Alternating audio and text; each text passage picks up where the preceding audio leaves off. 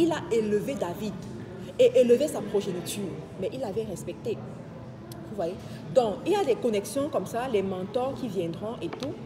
Dans les connexions divines aussi, il y a des personnes, on n'enseigne pas souvent ça, les personnes plus petites que toi, mais qui vont t'ouvrir certaines portes. La personne est plus petite que toi. Quand tu regardes la personne, tu te dis qu'elle ne peut même rien faire pour toi. Tu penses même que c'est un parasite. Mais c'est cette petite personne-là par laquelle Dieu va passer pour t'ouvrir une porte. C'est cette petite personne-là par laquelle Dieu va passer pour te favoriser quelque part, pour te donner une idée. Moi, j'ai quelqu'un comme ça au Cameroun. Un monsieur qui s'occupe de mes activités. Au début, la première fois que je le vois, il m'a servi pour chauffeur. Première fois que je le vois. Si j'étais une femme hautaine qui néglige les gens, j'allais dire simple chauffeur. Ah, et passer ma route. Aujourd'hui, tout ce que vous pouvez voir sur Internet que j'ai réussi à faire au Cameroun, c'est lui la pièce maîtresse. On ne le voit pas, mais c'est lui. Si je dis, je veux avoir telle chose, il dit, oh Marc, je connais la personne, j'appelle, coup de fil, c'est déjà là. Coup de fil, c'est déjà là. Coup de fil, c'est déjà là. Donc, il faut pouvoir avoir la sagesse pour discerner, pour voir. Mais si tu as un bon cœur et que tu aimes les gens, tu n'auras pas besoin de trop réfléchir. Parce que tu vas prendre tout le monde au même niveau. Et la personne, selon ce qu'elle a pour toi, va se révéler. Et puis, tu vas avoir ce que tu dois avoir. Et puis, tu vas continuer ton chemin. Tu as les connexions divines. Ensuite, ces connexions divines-là, il y en a qui vont t'inspirer un chemin. Te dire, par exemple, que voici ce qui marche en ce moment. Il faut faire. Voilà où tu dois investir. En fait, pendant qu'ils sont en train de parler, parce que tout ça, c'est l'Esprit Saint qui contrôle.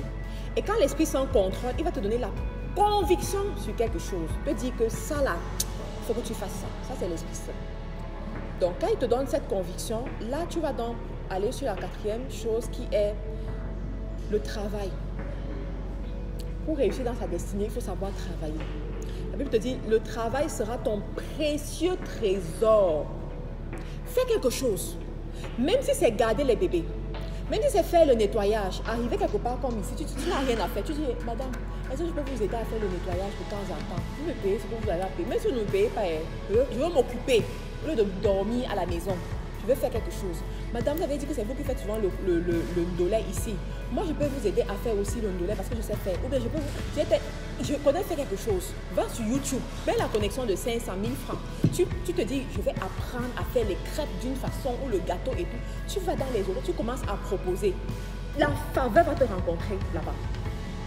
La faveur va te rencontrer là-bas. J'ai dit aux gens que pour aller à un autre niveau, tu ne peux pas dormir à la maison et espérer avoir la bénédiction. Tu dois sortir. Tu dois sortir. Ça se trouve dehors. Tu dois aller rencontrer les gens. Et quand tu travailles, tu dois apprendre à être humble. L'orgueilleux ne va jamais atteindre certains niveaux. Mais quand tu es humble, tu es accessible. Parce que la vérité, c'est quoi? C'est que la personne qui a l'or cherche quelqu'un qui va l'aider à garder son or, à fructifier son or, à protéger son or. Mais cette personne aussi est vulnérable et se protège et a peur. Donc si on ne peut pas t'avoir, tu n'es pas accessible parce que tu es trop orgueilleux, tu vas rater certaines opportunités. Je vais vous raconter une histoire. Il y a un monsieur un chrétien, mais de l'Irak, je crois. Il arrive en Angleterre. Il se dit, mais il ne comprend pas comment les musulmans prospèrent. Alors que le musulman prospère sur la base de la bénédiction d'Agar. Pour ceux qui ne comprennent pas c'est quoi la bénédiction d'Agar, ça veut dire que les enfants ont mangé. Il y a eu les miettes. C'est ça qu'on a donné. Et les miettes là rendent les gens ultra riches aujourd'hui. Bénédiction d'Agar. Il dit non, quand même, il ne peut pas. Il arrive en Angleterre, il est encore à ses débuts, il est encore en train de se chercher. Dieu l'inspire, va demander le travail dans tel restaurant. Même si c'est seulement faire la plonge, il n'y a pas de problème. Laver les assiettes, tout ça, va demander le travail là-bas. Il arrive, il fait la plonge au début. On voit comment est-ce qu'il est respectueux, comment est-ce qu'il se bat et tout. On lui dit, ok, comme tu es présentable, on va t'envoyer pour que tu ailles servir les gens. Donc, quand les invités viennent, en fait, les gens viennent au restaurant, tu vas dresser la table, tu vas faire ceci, tu vas mettre le... Parce que en Angleterre, il y a les restaurants où tu as les serveurs qui viennent seulement poser le beurre, poser le pain. Tu sais ça? Ils ne servent pas la nourriture parce qu'il faut encore notre niveau pour servir la nourriture. Il faut encore notre niveau pour servir. Donc, ils viennent seulement poser le beurre et le pain, c'est tout. Comme tu es donc présentable, vas-y. Tu vas servir le beurre et le pain. Donc, il sert comme ça. Mais le gars avait compris que la bénédiction de Dieu fait la différence. Donc, quand il travaillait, il s'attendait, il savait qu'un jour, Dieu va le bénir. Voilà, un jour, il sert comme ça. Il y a donc l'un de les rois des pays musulmans là et tout, des richissimes là, il arrive, les sultans, voilà, il arrive en Angleterre parce que ces gens-là aiment beaucoup aller en Angleterre investir. Donc, il arrive en Angleterre, il s'assoit, il est tout le temps au téléphone en train de parler sa langue, de dire que les Anglais se sont méprisants. Comment ils me méprisent comme ça? J'arrive, j'ai l'argent pour acheter les immeubles, ils me disent d'aller m'aligner, pourquoi ils sont comme ça avec moi? Moi, je ne comprends pas, je vais investir. Il y a tel sultan qui a dit qu'il a acheté l'immeuble ici en Angleterre. Il faut que je le concurrence, que j'achète aussi pour moi encore plus grand que ça. Parce que eux, quand ils sont en Angleterre, ils prennent des quartiers. Tu vois, c'est immense comme ça. Ils prennent parce qu'ils ont l'argent, ils prennent tout. Donc il a vu son frère qui a acheté, il s'est dit lui aussi va venir doubler la mise et tout. Mais les Anglais ne comprenaient pas. D'abord, ils ne parlent pas anglais. Et ils ne comprenaient pas que voici quelqu'un qui a le pouvoir d'achat, on le met dans les tracasseries et tout et tout. Donc il est là en train de se plaindre au téléphone sur quelqu'un. Voilà le gars qui entend. L'onction fait la différence. Voilà le gars qui entend. Il vient donc respectueusement à côté de lui et lui parle la langue, lui dit, oui, avec tous les honneurs, j'ai vraiment entendu votre conversation, désolé, mais je peux vous aider à pouvoir avoir le document que vous devez avoir là et avoir le bâtiment que vous voulez avoir, si vous me permettez. Le sultan déjà entend quelqu'un qui comprend sa langue. Il était déjà saisi. Il a dit, ah bon, assieds-toi ici, et vraiment, et tout, voici mon contact, et tout.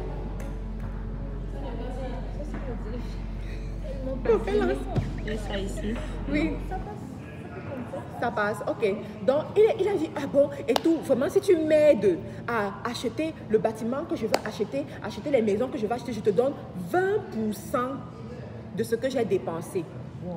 20, ça, c'est les milliards. 20% de ce que j'ai dépensé. Il dit, ok, il n'y a pas de problème. De toutes les façons, je vais vous aider. Vous êtes quand même une autorité. Je veux vraiment que vous ayez un bon séjour. Tellement humble. Dès le lendemain, il a commencé les procédures, connecté. Voilà, en moins d'un mois, le monsieur avait tout ce qu'il voulait et tout. Et il a fait le virement 20%. C'est comme ça que le gars est devenu millionnaire en livres sterling en Angleterre. Millionnaire en livres sterling en Angleterre. Alors, quand on m'a raconté l'histoire, quand on m'a raconté cette histoire, je me suis posé la question de savoir si ce gars-là était allé se coucher chez lui pour dormir, il allait avoir ce genre d'opportunité. Cependant, ce genre de personnes-là sont dans la ville chaque jour. Ce genre d'opportunités-là sont disponibles chaque jour. Mais ça va à la personne qui est au bon endroit, au bon moment. Tu ne te lèves pas pour travailler, tu n'auras pas. Si tu ne décides pas que tu n'auras pas. Alors, dans le travail, quand tu commences, il faut savoir que il y a ce qu'on appelle le service qui ouvre les portes. Dieu peut te donner la conviction dans un certain milieu. Tu sais que par tes propres portes, tes propres forces, tu ne peux pas entrer dans ce milieu. Par exemple, on a parlé de l'immobilier sur cette table. Il y a des gens, vous avez la conviction que vous devez commencer par l'immobilier. Vous devez entrer dans l'immobilier, mais vous ne savez pas par où vous allez entrer. Le secret, c'est quoi? Le secret qui est la solution, c'est le service. Allez servir. Allez voir une personne qui est déjà dans le domaine. Une agence qui est dans le domaine. Vous dites que je vais vous servir. Pendant que tu es en train de servir, Dieu ouvres tes yeux, les écailles tombent. Parce qu'il y a ce qu'on appelle les écailles sur les yeux. Écoutez bien ce que je suis en train de vous dire. Moi, j'ai compris ça avec l'histoire d'Agar. Agar était au désert. La Bible dit Agar était au désert. Elle mourait de soif avec l'enfant. Dieu a ouvert ses yeux pour qu'elle voie l'oasis. La Bible ne te dit pas que Dieu a créé l'oasis ou bien Dieu a ouvert ses yeux pour qu'elle voie l'oasis. Ça veut dire que l'oasis est toujours à côté de toi. Mais tu ne vois pas. L'oasis est toujours à côté de toi, mais tu ne vois pas. Mais quand Dieu ouvre tes yeux, tu vois, tu saisis. Il a ouvert ses yeux. Donc, pendant que tu sais, Dieu ouvre tes yeux. Dieu ouvre ton entendement. Dieu te montre par où est-ce que tu dois commencer et tout. Et voilà comment tu fais. Et voilà la bénédiction. Et un jour, tu racontes ton histoire. Tu dis que donc, ce n'était que ça. Non, ce n'est pas que ce n'était que ça. C'était la compréhension. C'était l'onction. Donc, le travail. Tu dois pouvoir travailler. Après, on est déjà au 40e point, 4e, 5e. En tout cas, on continue. 5e point. La redistribution. La loi de la redistribution. Beaucoup de gens sont suspendus. Écoutez bien.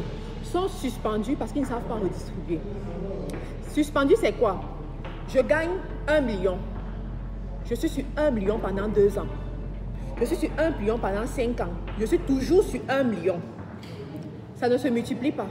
Ça reste là, au même niveau. Peut-être même ça descend, mais ça ne va pas plus loin. Pourquoi? Parce que tu ne sais pas redistribuer.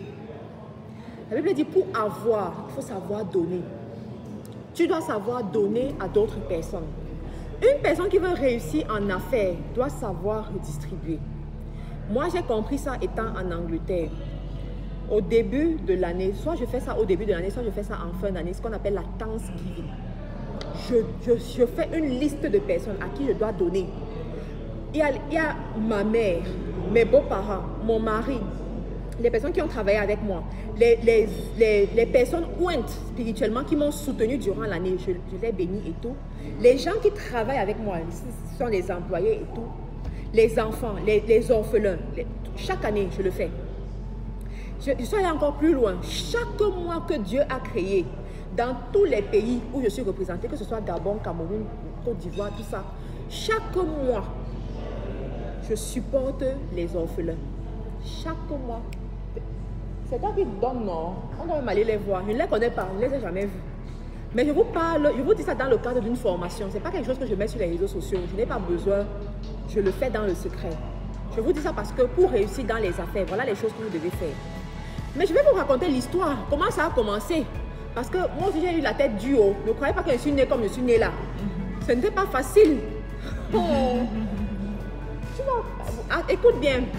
Donc, il y a eu une période, on devait envoyer la marchandise, tu vas confirmer, on devait envoyer la marchandise au Gabon. La douane a saisi la marchandise. La douane a saisi la marchandise. J'appelle, on a relâché, non. On a relâché, non. Je dis, ah, est-ce qu'il va mourir alors qu'il connaît les principes divins? Qui est du Gabon que je connais?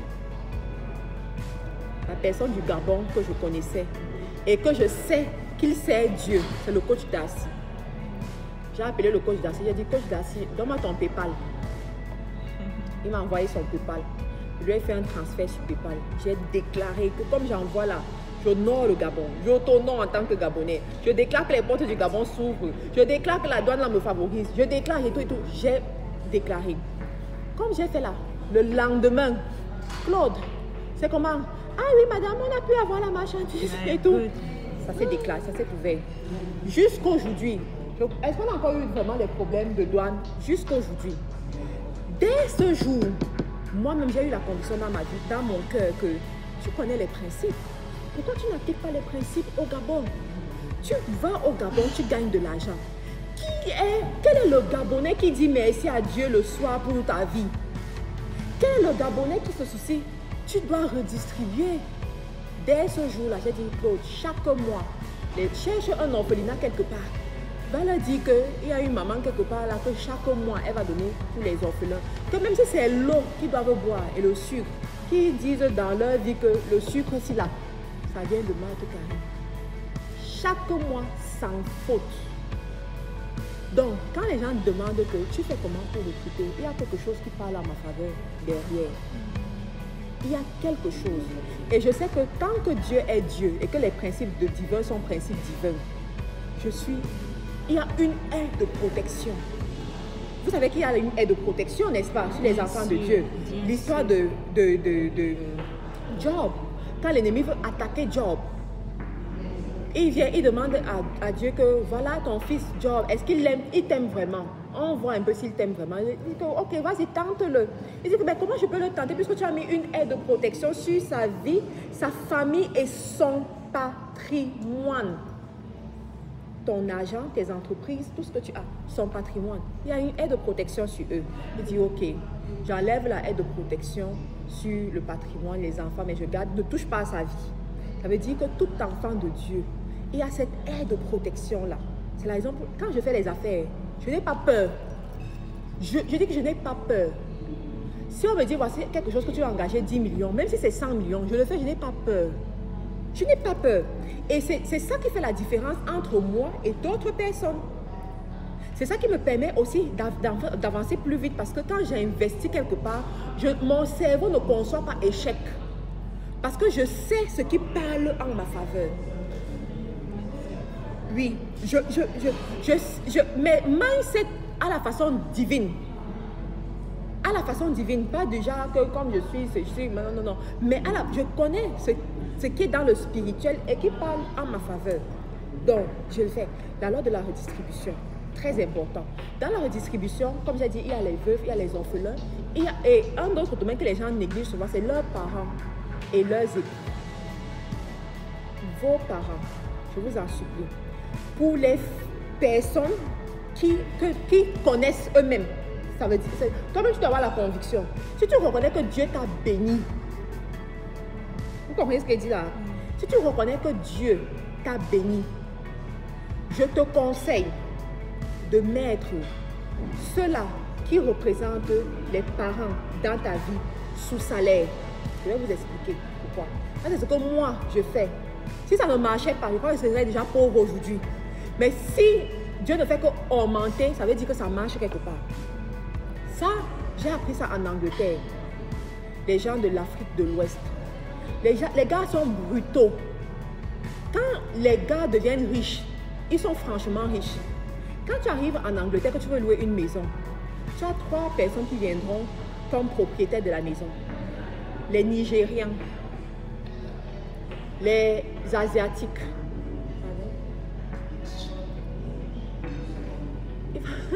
les Nigérians, les Asiatiques, les Pakistanais, ces gens-là. Je suis donc allée voir les Nigérians là, ceux qui prospèrent vraiment avec Dieu. Leurs parents représentent une figure dans leur vie. Ils honorent leurs parents. Et il ne peut pas s'engager quelque part sans la bénédiction de son parent. Il suffit juste d'une parole. Il sait que, donc ça va se faire. Donc j'ai appris.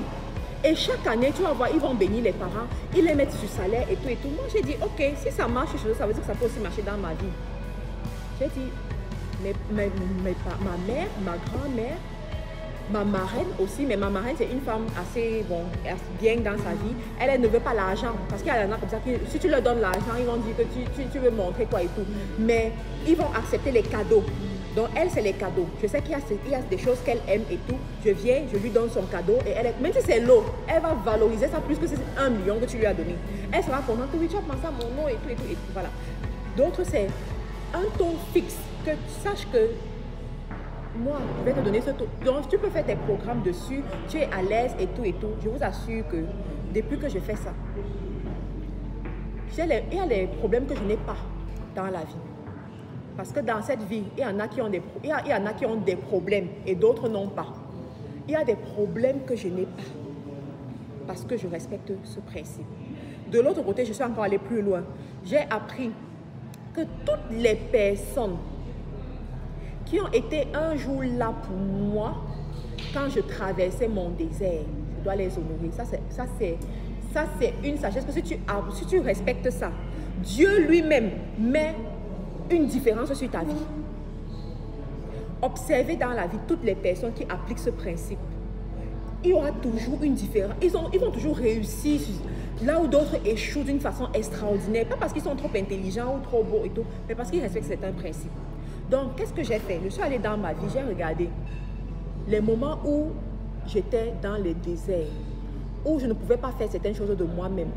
Les personnes qui ont été là dans ma vie, je les ai identifiées et je m'assure, si je ne les bénis pas chaque mois, au moins une fois dans l'année, je vais les bénir d'une certaine façon. Pourquoi? Écoutez bien pourquoi. Ce ne sont pas des personnes que tu as choisies. Ce sont les personnes que Dieu lui-même a choisies. Quand tu étais vulnérable, quand tu ne pouvais pas faire les choses pour toi-même, quand tu ne pouvais même pas te lever et parler et quelqu'un écoute, mais Dieu les a choisis pour les raisons qu'il connaît, pour les mettre dans ta vie à ce moment. Maintenant, quand Dieu t'élève, ça peut arriver que tu n'as plus besoin de... Parce que la majorité de ces personnes-là, aujourd'hui, ce n'est pas qu'ils vont me donner quelque chose de spécial. Mais je me souviens que Dieu les a utilisés lorsque je ne pouvais rien. Et je les honore. Et eux-mêmes, quand tu fais ça, eux-mêmes, ils deviennent les intercesseurs pour toi.